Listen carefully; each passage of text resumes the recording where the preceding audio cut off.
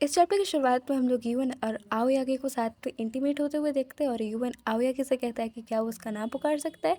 आओयागी ऐसा करता भी है और उसके नाम से उसको पुकारता है, जहाँ पे यूएन की आंखों में आंसू आ जाते हैं और वो सोचता है कि वो खुशियाँ जहाँ मैं लौट कर वापस नहीं जा सकता, यानी नीचान के साथ वो बिताया हुआ पल जब वो मुझे जेंटली पुकारा करते थे यूं ही मेरा नाम, मैं उसको काफ़ी ज़्यादा मिस कर रहा हूँ अभी। और तभी जो कि आओयागी उसे प्यार से किस करता है, उसके आंसू पोंछता है और फिर कहता है तुम्हें रोने की ज़रूरत नहीं है। इंटीमेट होने के बाद यूएन को आओयागी जो कि ब्लैंकेट पहना देता है यानी उड़ा देता है और उसके बाद यूएन जो कि है लगातार नीचान का नाम लिए जा रहा था नींद में। और फिर उसके बाद यहाँ पर सोचने लगता है आओयागी कि अगर यूं ही ये मेरा नाम पुकारते रहेगा तो मुझे अपने आप को रोकने में काफ़ी ज़्यादा मुश्किल होगी, इसलिए यहाँ से वो चला जाता है। उसके बाद यूएन भी उसके पास आता है और यहाँ पर माफ़ी मांगता है आओयागी कि उसने उसे जगा दिया। यूएन कहता है नहीं, ऐसा कुछ भी नहीं है।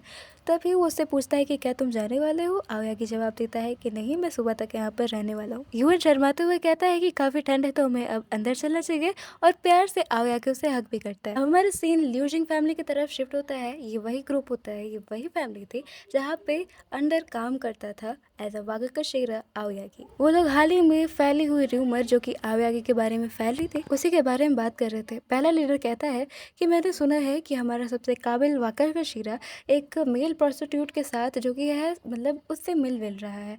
तभी दूसरा कहता है कि इससे हमें कोई प्रॉब्लम नहीं होनी चाहिए क्योंकि वो सबसे ज़्यादा काबिल वागकशेरा है और हम लोग ने अगर कुछ भी कहा तो चांसेस ये भी है कि हम उसे खो बैठेंगे, और वो लोग ऐसा कुछ भी नहीं करने वाले थे। अब यहाँ पे कोई हो सकता है डीलिंग के लिए या फिर खाना खाने के लिए आओयागी अपने जूनियर के साथ रेस्टोरेंट में आया हुआ था। तभी हम लोग उस बंदे को देख पाते हैं, मतलब चैप्टर 1 में जिसने मतलब आओयागी ने जिसको पीटा था ना, मेरी हिंदी बहुत अटक जाती है तो मैं माफ़ी मांगूंगी इसलिए। आओयागी ने जिस बंदे की फील्डिंग सेट की थी चैप्टर 1 में, ये वही बंदा होता है जिसने यूएन को मतलब फोर्सफुली मतलब इंटीमेट भी हुआ क्योंकि यूएन को पैसे चाहिए थे, वो होता भी है उसके साथ इंटीमेट। और ये वही बंदा होता है जिसने बच्चों को ड्रग्स बेचा।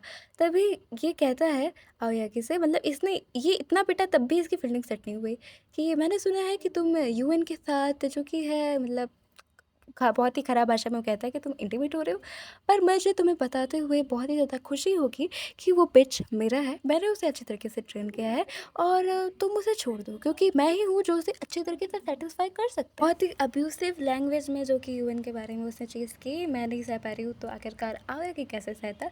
तो यहीं पे जो एक वेट्रेस थी जो कि नूडल्स लेके जाने वाली थी, वो नूडल्स उठाता है और गर्मा गर्म नूडल्स जो कि है सर्व कर देता है इसी बंदे के ऊपर। अब ये सारी चीज़ें देखकर तो समझ आता है आवेगी कि यहाँ पर यूएन बिल्कुल भी सेफ नहीं है क्योंकि ये सब जो भेड़िए है वो कभी ना कभी तो लूट के खाए जाएंगे।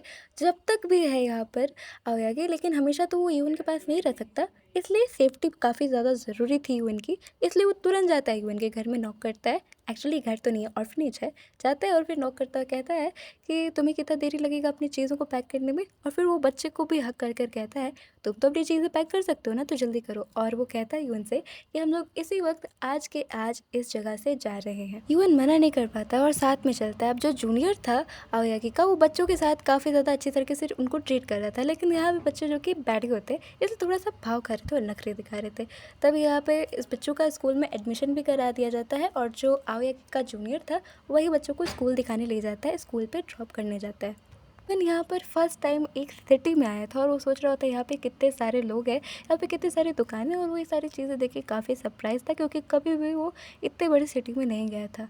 हो सकता है कि ये टोक्यो है या फिर कुछ और, मुझे अच्छी तरीके से पता नहीं है। तभी यहाँ पर एक फ़नी चीज़ होता है और यहाँ पे जैसे ही बेड पे बैठने जाता है आओयागी, वो तुरंत गिर जाता है। आओयागी कहता है मुझे नहीं लगता कि बच्चों के साथ तुम इस टूटे बेड पे सोगे, तो मुझे लगता है कि जब तक एक न्यू बेड ना खरीद ले हम लोग तब तक तुम्हें मेरे घर पे रहना चाहिए। अब यहाँ पे से जो कि आओयागी यून को अपने घर लेके जाता है और फिर कहता है कि घर के लिए थोड़ी प्रोटेक्शन भी ज़रूरी है, जहाँ पे अपना गन लूट करता है। यून अपना हेड बाव करते हुए कहता है कि आज आपने हमारे लिए जो कुछ भी किया मैं उसके लिए तहे दिल से काफ़ी ज़्यादा ग्रेटफुल हूँ और मैं आपसे थैंक यू कहना चाहता हूँ। तभी फ्लर्ट करते हुए आओयागी कहता है कि अरे सही है ना, जब तक तुम मेरे साथ इंटीमेट हो रहे हो तब तक तो ये सही है।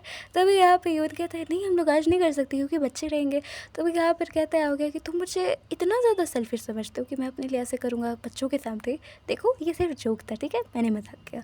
और उसके बाद यहाँ पर बिल्कुल शर्मा जाता है यून और उसको फिर कहता है कि वैसे मैं नहाने जा रहा था, ज्वाइन करना चाहते हो मुझे। फिर यहाँ पे टमाटर जैसा लाल हो जाता है यून और पूरा कहने के बाद हमेशा आवायागी मजाक उसको कह देता है। जब उसने नहाने वाली बात की थी तब भी वो कह देता है अरे मैं मजाक कर रहा हूँ बोला ना। पर अब थोड़ा सा रियल ट्विस्ट जो है स्टोरी में आना शुरू हो जाता है। यहाँ पे आवायागी नहाने चला जाता है और अब तो ये जो कि है आवायागी का घर था, तो यहाँ पर एक किनारे बैठ जाता है युवन और फिर वो सोचने लगता है कि मुझे अभी तक आवायागी के बारे में कुछ भी ढंग से पता नहीं है, मैं ये तक नहीं जानता कि उसके लिए इम्पोर्टेंट क्या है। और उसके बाद वो सोचने लगता है कि मुझे उसके बारे में जानना थोड़ा बहुत तो ज़रूरी है। उसके दिमाग में कुछ आता है और फिर वो एक ड्रॉर जो थी उसको खोलता है जहाँ पे वो सारे लेटर्स थे जो आज तक युवन ने नीचान को भेजा था। एक्चुअली में तो नीचान ही आवायागी था, लेकिन उसने ये बात तो नहीं बताई थी ना युवन को, और युवन को स्टिल नहीं पता था। अब ये बात तो सवाल करने वाली थी युवन के लिए कि आखिरकार अगर आवायागी नीचान नहीं है तो ये सारे लेटर्स जो उसने नीचान को भेजे थे वो आवायागी के पास क्या कर रहे हैं। युवन घबरा जाता है और वो सोचने लगता है कि आखिरकार क्या सच में आवायागी ही नीचान है, या फिर आखिरकार किया तो किया क्या उसने नीचान को। अगर वो नीचान नहीं है तो उसके दिमाग में सवाल घूमना शुरू हो गया था।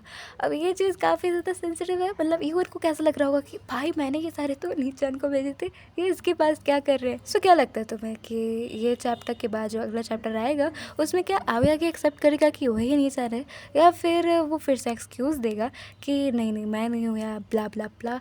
तुम्हें क्या लगता है अपनी राय कमेंट में ज़रूर बताना मुझे, क्योंकि मुझे भी जानना है कि तुम क्या सोचते हो। सो ये चैप्टर यहीं पे एंड होता है। रियली होप यू एंजॉयड आज का वीडियो अगर पसंद आई होगी तो प्लीज़ वीडियो को लाइक करना, चैनल को सब्सक्राइब करना एंड कमेंट करना बिल्कुल भी मत भूलना। मैं तुमसे मिलती हूँ नेक्स्ट वीडियो में, तब तक के लिए bye bye and take care.